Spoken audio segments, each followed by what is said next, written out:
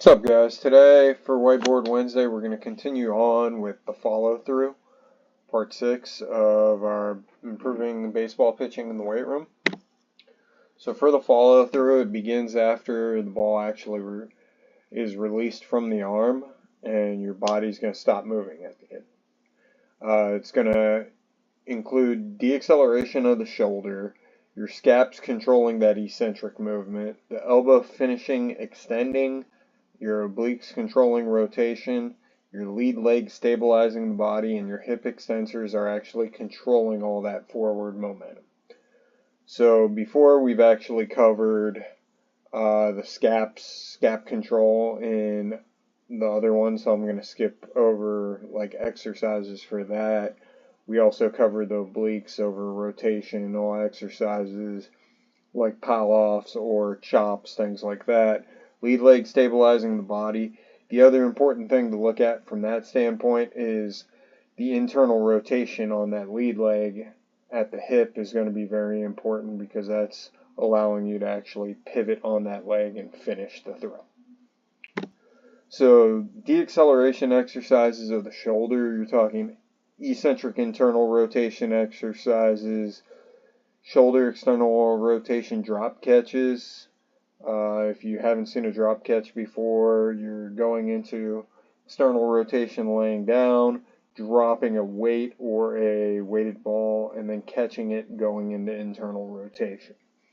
Other drop catch variations can be Ys, Ts, Ws, As, all sorts of different drop catch variations. Same thing, you're dropping the weight and catching it, so it's forcing you to use those stabilizers of the shoulder very fast, especially for the rotator cuff, because that's what your shoulder is going to have to do as you're releasing, after you release the balls, to slow down using the rotator cuff, the shoulder, the arm.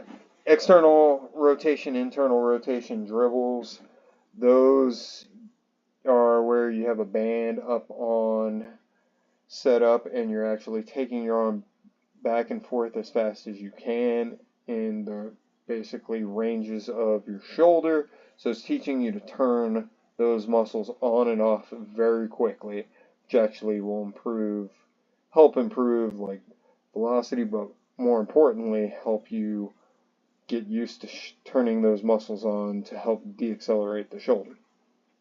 And then there's also contralateral external rotation. I call them banded reverse gator chomps.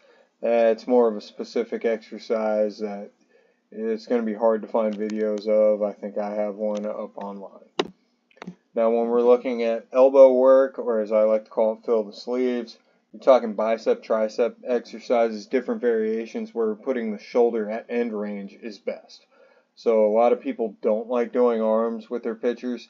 You need to do arms with your pitchers, but not your typical arms where we're trying to create that hypertrophy. We want that shoulder in end ranges that we're going to be in when throwing the baseball in these.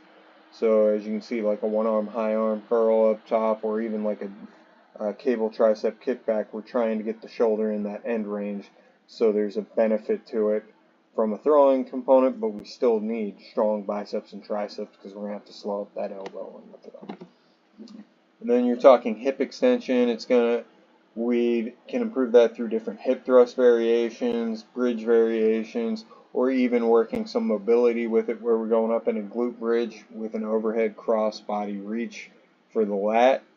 And that's really all the stuff we're going to cover here. In the next one, I'm going to give a bonus one, and we're going to go over arm care, and I'll give you the Diamondbacks arm care that I learned when I went through their online